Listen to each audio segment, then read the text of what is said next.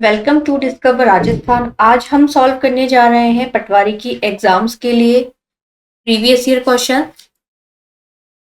आज का हमारा फर्स्ट क्वेश्चन है, निम्नलिखित में से कौन लौह अयस्क का प्रकार नहीं है। ऑप्शन है इसमें लौह उल्का जिसे सिडेराइट बोलते हैं, लिमोनाइट, मैग्नेटाइट, लिग्नाइट या अनुत्तरित प्रश्न। तो अगर हम बात करते हैं लौह अयस्क के टाइप्स की, तो इसके मुख्यतः टाइप होते हैं। फर्स्ट होगा इसमें हेमेटाइट, सेकंड है लिमोनाइट,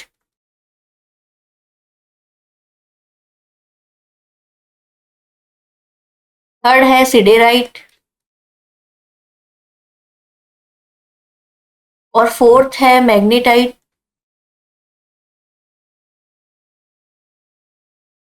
तो इसमें नहीं है पूछा है तो करेक्ट आंसर होगा ऑप्शन नंबर डी, लिग्नाइट। ये होता है कोयले का प्रकार।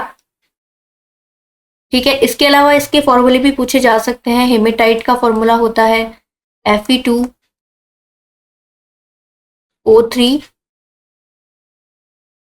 लिमोनाइट का होगा 2Fe2O3H2O। इसके अलावा सिडेराइट का है FeCO3। फिर है मैग्नेटाइट Fe3O4। इसके अलावा अगर हमें हमसे शुद्ध पूछा जाए, शुद्ध लोहा प्राप्त होता है तो मैग्नेटाइट से प्राप्त होता है। ऑप्शन नंबर इसमें सही होगा डी। नेक्स्ट क्वेश्चन है, निम्नलिखित में से कौन सा कथन तृतीयक लोहे के संदर्भ में सही नहीं है। इसे भूरा कोयले के नाम से जाना जाता है। यह निम्न गुणवत्ता का कोयला होता है, ये भी करेक्ट है, दोनों करेक्ट है स्टार्टिंग के। फिर है यह तृतीयक युग के ओलिगोसीन काल की चट्टानों में पाया जाता है। यह देश के कुल कोयला उत्पादन में 25% का अंशदान करता है। तो ये 2 से 3% का अंशदान करेगा। इसके अलावा इसे कहते हैं लिग्नाइट कोयला।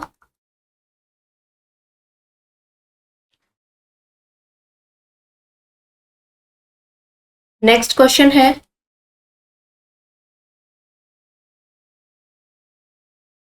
दिए गए विकल्पों में से संबंधित शब्द का चयन कीजिए। जानवर का संबंध अगर जंतु विज्ञान से है तो रक्त का संबंध हमें निकालना है। तो इसमें करेक्ट आंसर होगा हिमेटोलॉजी। रक्त के अध्ययन को हम कहते हैं हिमेटोलॉजी।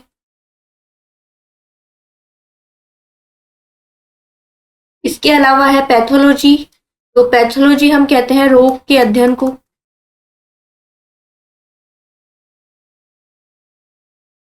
फिर है एनाटॉमी, ये होता है शरीर रचना विज्ञान अध्ययन। और एंटोमोलॉजी हम कहते हैं कीट विज्ञान के अध्ययन को।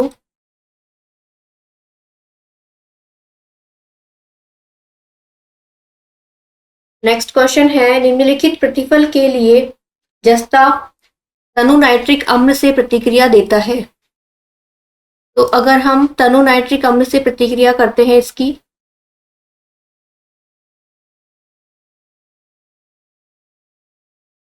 तो इससे बनेगा ZnNO3 2 plus H2O plus N2O। इसे हम संतुलित कर देते हैं 4ZnNO3। लेकिन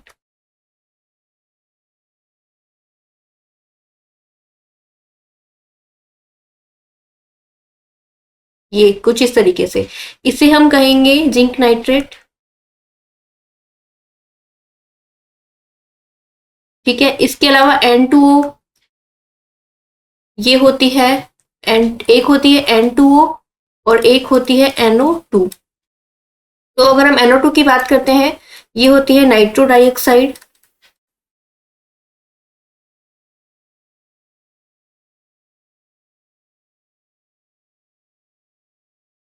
और अगर हम N2O की बात करते हैं, ये होती है लाफिंग गैस।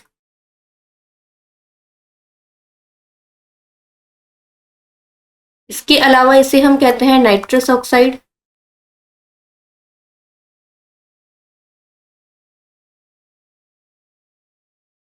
नेक्स्ट क्वेश्चन है, क्रोमोसोम गुणसूत्र का निम्नलिखित में से कौन सा एक हिस्सा नहीं है? सैटेलाइट, सेंट्रोमियर, एफ पार्टिकल या क्रोमेटिड? तो इसमें हिस्सा नहीं है option number B, F particle. ये होता है माइटोकॉन्ड्रिया में।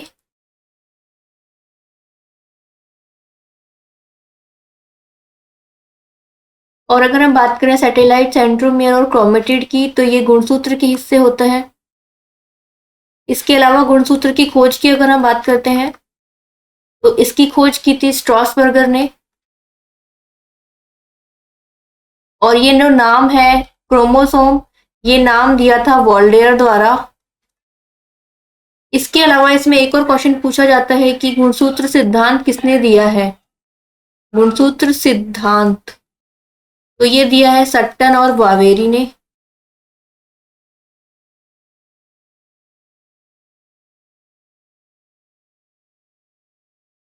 इसके अलावा अगर हम इसकी संरचना देखें गुणसूत्र की, तो ये कुछ इस तरीके से होगी।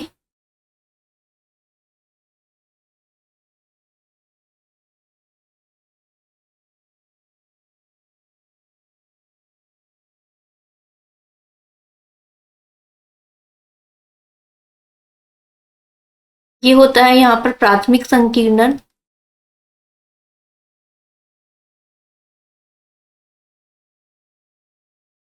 इसमें होता है ये क्रोमेटिड।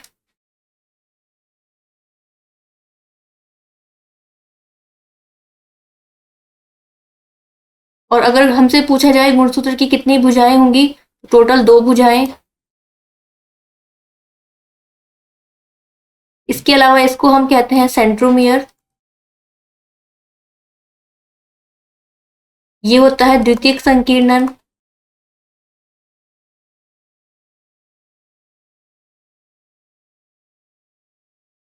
ये होता है अनुषंगी। इसके अलावा इसे कहते हैं हम टीलोमियर।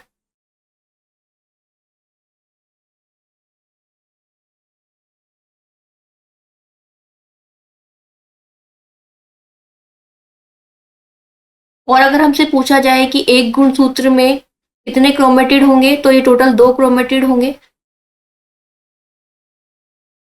और अगर हमसे पूछा जाए कि ये किससे बने होते हैं,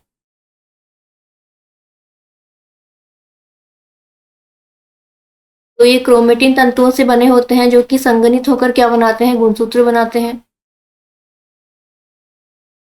ठीक है। इसके अलावा ये क्या करते हैं? इनका कार्य होता है आनुवांशिक गुणों के वाहक।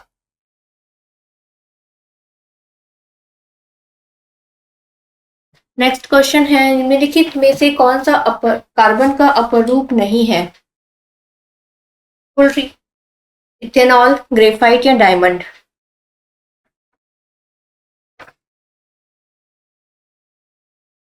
तो इसका करेक्ट आंसर होगा ऑप्शन नंबर बी। बाकी फुलरीन, ग्रेफाइट और डायमंड ये तीनों कार्बन के अपरूप है। और अगर हम एथेनॉल की बात करते हैं, तो इसका फॉर्मूला होगा C2H5OH, या हम इसे लिखते हैं CH3CH2OH। ठीक है। इसके अलावा इसका नाम होगा एथिल अल्कोहल।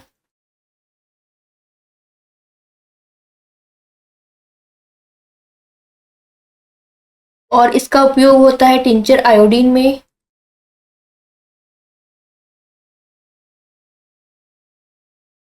और कफ सिरप में। और इसकी एक विशेषता और है कि ये सबसे अच्छा विलायक होता है।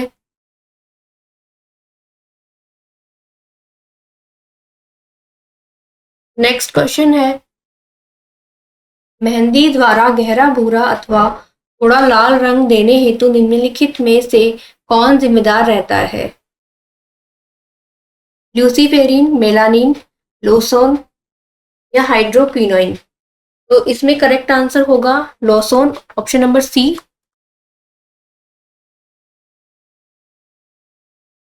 अभी किस प्रकार से रिएक्शन करता है लोसोन?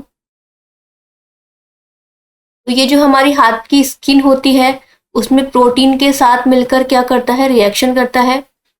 इसके अलावा अगर हम ल्यूसीफेरिन की बात करते हैं तो ये जीवों में पाया जाने वाला प्रकाश उत्सर्जक यौगिक होता है। अगर हम मेलानिन की बात करें तो ये होता है प्राकृतिक रंग जो हमारी स्किन का जैसे बाल हैं और आंख, इनको रंग प्रदान करता है। फिर है हाइड्रोक्विनोइन। इसका क्या उपयोग है? तो जब हमारी जो त्वचा होती है, त्वचा को जो वर्णक प्रदान करता है मेलानिन, त्वचा को काला करने वाला मेलानिन वर्णक,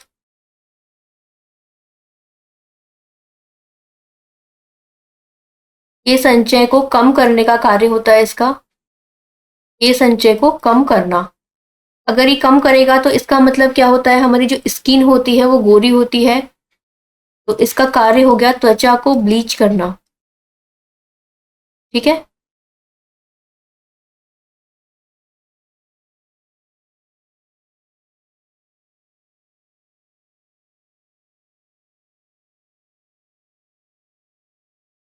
नेक्स्ट क्वेश्चन है, सोडियम धातु को मिट्टी के तेल में संग्रहित किया जाता है क्योंकि यह अत्यधिक प्रतिक्रियात्मक होता है। तो ये करेक्ट है ऑप्शन।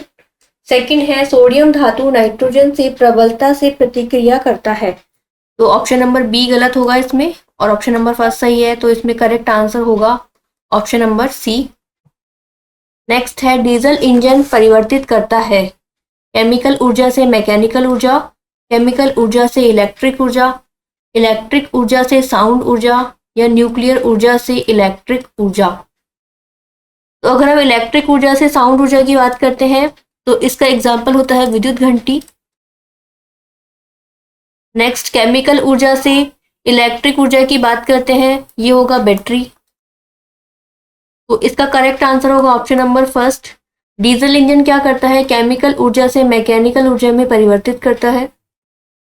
नेक्स्ट क्वेश्चन है, बाईफोकल लेंस का उपयोग निम्नलिखित में से किसकी कमी को दूर करने के लिए किया जाता है? निकट दृष्टि दोष, जरा दूर दृष्टि दोष, मोतियाबिंद, या हाइपरमेट्रोपिया। तो मोतियाबिंद तो होता है आंखों में धुंधलापन,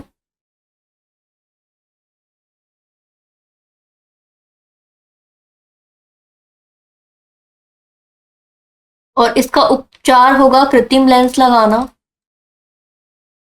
ठीक है। इसके अलावा अगर हम बात करें हाइपरमेट्रोपिया, ये होता है दूरदृष्टि दोष, और इसमें क्या होगा, हमें पास की वस्तुएं स्पष्ट दिखाई नहीं देती, जबकि जो दूर की वस्तुएं हैं वो हमें स्पष्ट दिखाई देती हैं। और इसका उपचार होता है उत्तल लेंस। अगर हम निकट दृष्टि दोष की बात करते हैं तो इसे कहते हैं मायोपिया। इसके अलावा निकट दृष्टि दोष में हमें पास की वस्तुएं स्पष्ट दिखाई देती है और दूर की वस्तुएं हमें दिखाई नहीं देती स्पष्ट। ठीक है। फिर है जरा दूर दृष्टि दोष, जो कि बुढ़ापे में लिखा हुआ है। इसमें क्या होता है, निकट और दूर दोनों की, निकट व दूर दोनों स्थिति में दिखाई नहीं देता, और इसमें यूज आता है द्विफोकल लेंस यानी कि बाईफोकल लेंस। तो इसमें करेक्ट आंसर होगा ऑप्शन नंबर बी। इसमें अवतल व उत्तल दोनों लेंस यूज में आते हैं। नेक्स्ट क्वेश्चन है,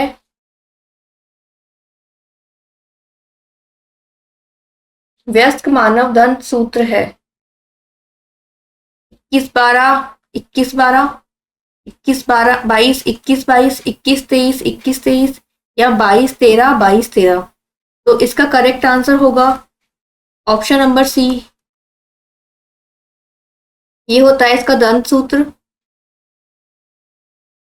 अगर हमसे बच्चे के बारे में पूछा जाए, बच्चों का दंत सूत्र होगा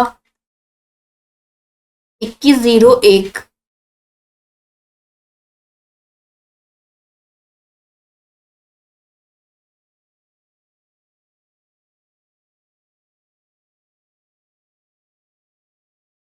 2102 ठीक है। इसके अलावा अगर हमसे पूछा जाए मानव दंत की विशेषताएं, तो ये होते हैं थीकोदंत और विषम दंती।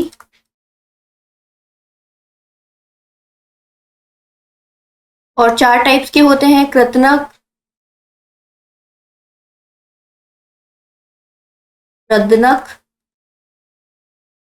अग्रचवर्णक, चवर्णक,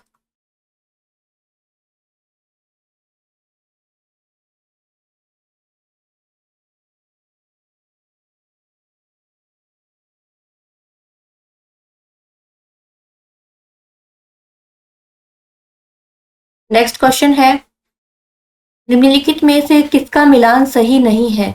washing soda Na2CO3, plaster of Paris CaSO4 half H2O, bleaching powder CaO, baking soda NaHCO3।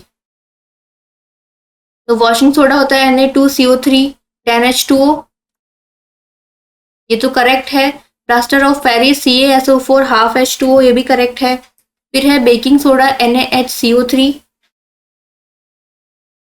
और अगर हम बात करें ब्लीचिंग पाउडर की, तो ये होता है विरंजक चूर्ण।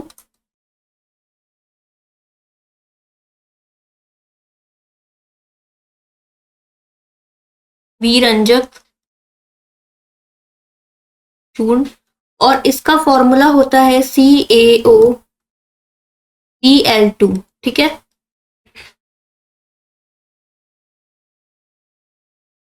वॉशिंग सोडा का अन्य नाम होगा सोडियम कार्बोनेट डेकाहाइड्राइट, और इसका यूज आता है धावन सोडे के रूप में।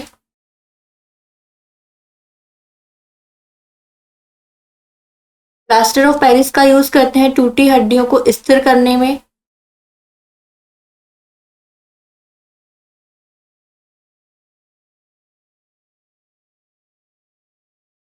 इसके अलावा सजावटी सामानों को बनाने में।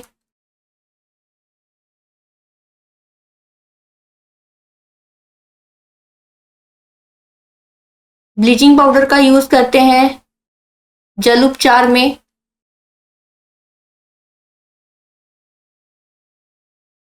और बेकिंग सोडा, इसका उपयोग किया जाता है एसिडिटी और बेकिंग कार्यों में। नेक्स्ट क्वेश्चन है, फुलरीन का उपयोग कहाँ होता है? प्राकृतिक गैस के शोधन में, चट्टानों और पत्थरों को काटने में, इलेक्ट्रोड के निर्माण में, या जेवरात के निर्माण में।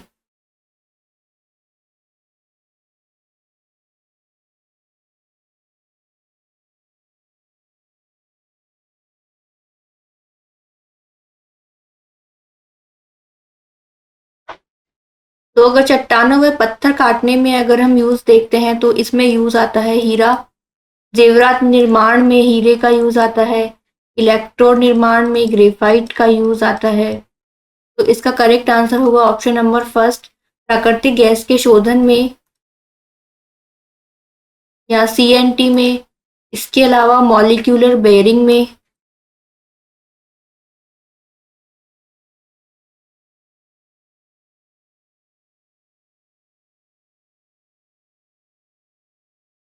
इसका फॉर्मूला होगा फुलरीन का C60। और इसके अलावा अगर हम देखें तो ये होता है कुचालक, इसमें फलक होते हैं 32। और सर्वाधिक स्थायी होता है C60। नेक्स्ट क्वेश्चन है, एक अम्ल या क्षार के बीच अभिक्रिया कहलाती है? उदासीनीकरण, उत्प्रेरक, योगात्मक अभिक्रिया, या वियोजन अभिक्रिया। तो अम्ल व क्षार के बीच अभिक्रिया होगी उदासीनीकरण अभिक्रिया। इसके एग्जाम्पल्स हैं जैसे कि HNO3 प्लस NH4OH, इससे बनेगा NH4NO3 प्लस H2O। इसके अलावा HCl plus NaOH, NaCl plus H2O। ठीक है, फिर है अगर उत्प्रेरक अभिक्रिया की अगर हम बात करें तो इसका एग्जाम्पल है हैबर विधि। N2 प्लस 3H2 2NH3 बनेगा और इसमें यूज आता है Fe और MO उत्प्रेरक।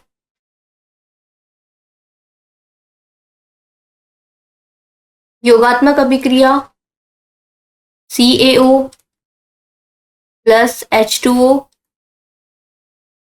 CaOH2। ठीक है, इसमें क्या होते हैं, दो A और B मिलकर क्या बनाते हैं, AB। इसी प्रकार वियोजन में इसका जस्ट अपोजिट होगा, AB विखंडित होकर डिवाइड हो जाएगा A प्लस B में। जैसे कि इसका एग्जांपल लेते हैं हम CaCO3, तो इसमें होगा CaO plus CO2। Next question है, नीचे दी गई कौन सी घटना प्रकाश के अपवर्तन से संबंधित नहीं है। पानी से भरे बर्तन के तल पर रखा हुआ सिक्का ऊपर उठाई हुआ प्रतीत होना, सूर्यास्त से पहले या सूर्यास्त के बाद सूर्य का दिखना, स्पष्ट आकाश का नीला रंग, एक लेंस द्वारा प्रतिबिंब का निर्माण। इसमें पूछा है अपवर्तन से संबंधित नहीं है, तो ऑप्शन नंबर सी इसका करेक्ट आंसर होगा। नीला रंग होगा प्रकीर्णन के कारण। नेक्स्ट क्वेश्चन है,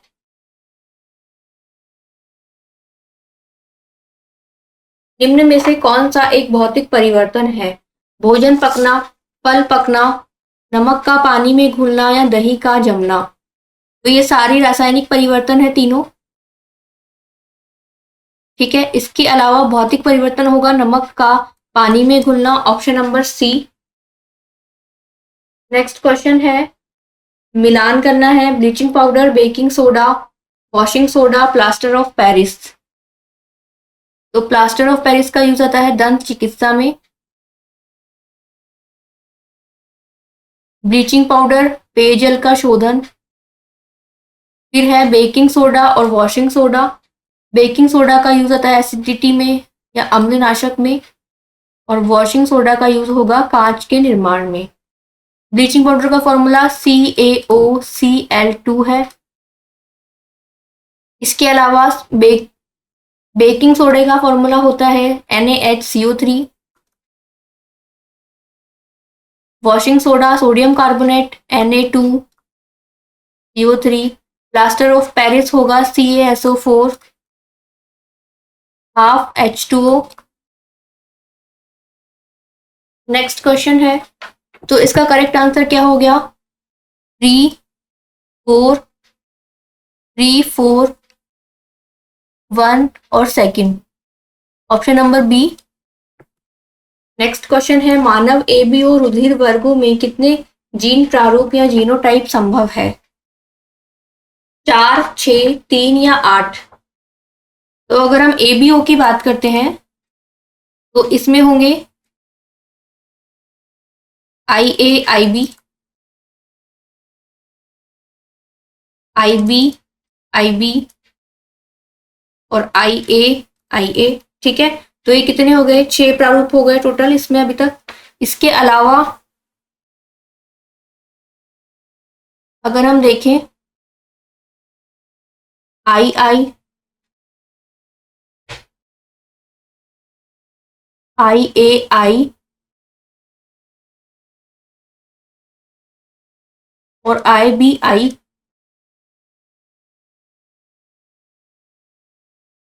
तो इसका करेक्ट आंसर होगा 6। इसके अलावा अगर इसमें पूछा जाए कि इसमें कितने एलिल्स होंगे, तो इसमें 3 एलिल्स यूज में आते हैं। फर्स्ट है IA IB I या। ठीक है, नेक्स्ट क्वेश्चन है,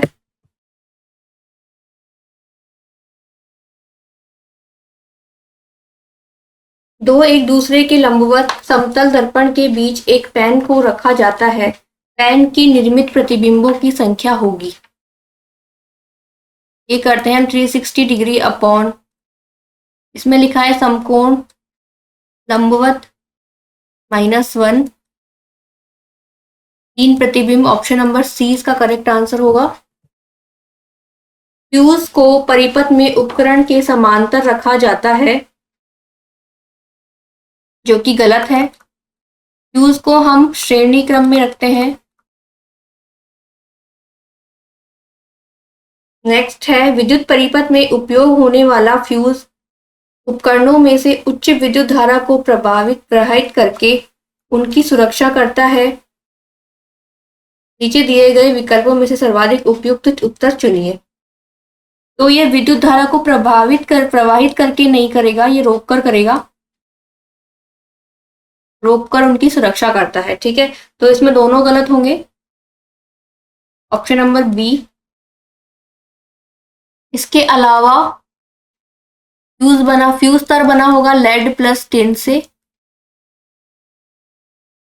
और इनका परसेंट होता है 60% लेड और 40% टिन।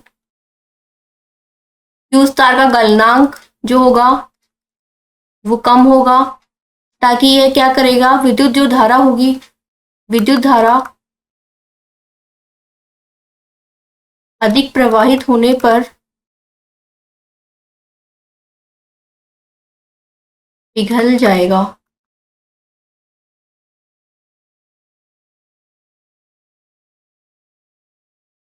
और पिघलने से क्या होगा, परिपथ टूट जाएगा।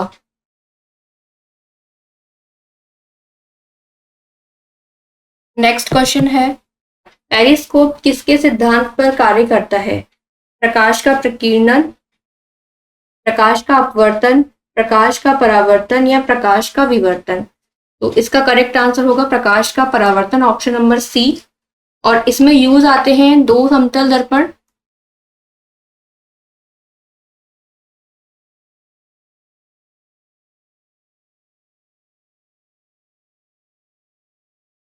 इसके अलावा इन दो समतल दर्पणों को रखा जाता है 45 डिग्री के एंगल पर।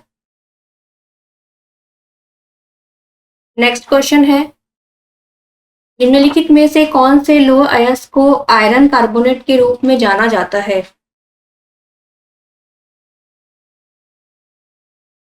ऑप्शन है इसमें लिमोनाइट, हेमेटाइट, सिसिडेराइट या मैग्नेटाइट। तो इनका फॉर्मूला क्या होगा, FeCO3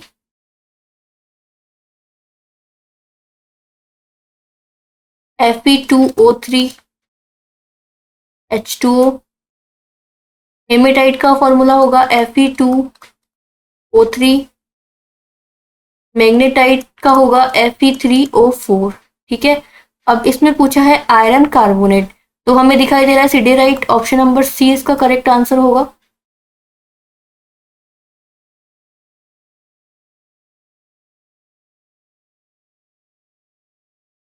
नेक्स्ट क्वेश्चन है,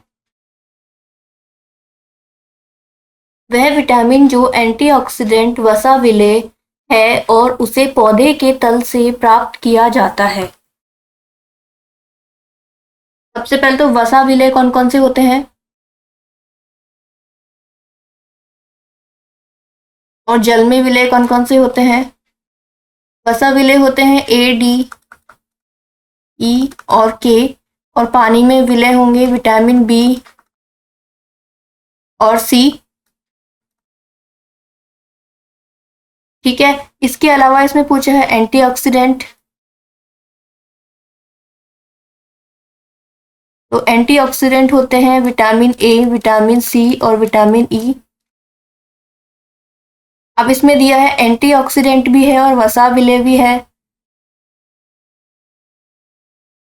तो इसमें ऑप्शन है B6, B12, विटामिन C या विटामिन E। तो इसमें करेक्ट आंसर होगा विटामिन E, जिसे कहते हैं टोकोफेरॉल।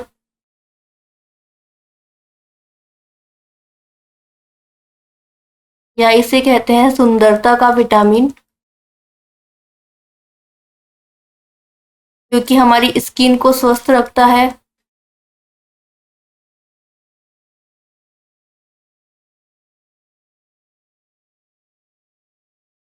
इसके अलावा इसे कहते हैं anti hair fall, anti pimple vitamin.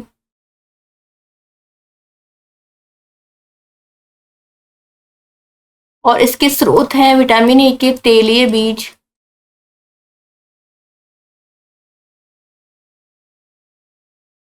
Soybean, मूंगफली,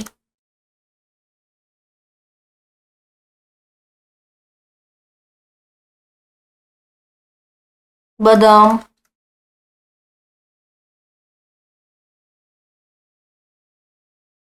और इसकी कमी से होता है बांझपन या नपुंसकता।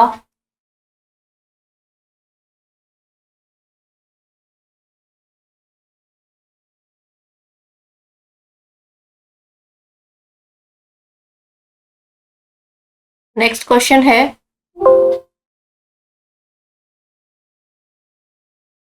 इसके अलावा अगर हम विटामिन सी की बात करते हैं तो ये होता है एस्कॉर्बिक एसिड,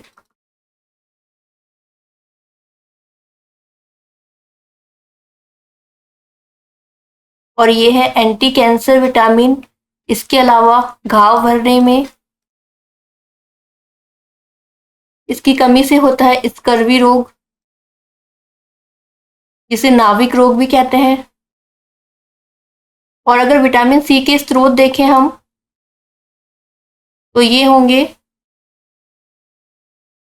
खट्टे फल या आंवला, नींबू, हरी मिर्च, इसके अलावा पत्ता गोभी।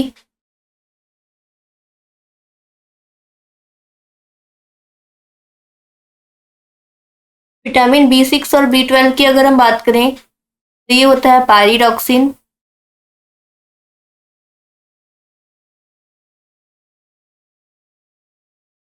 और बी12 है cyanocobalamin.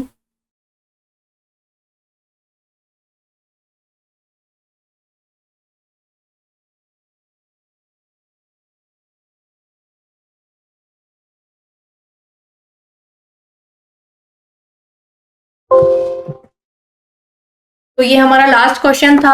Thank you so much for watching our class.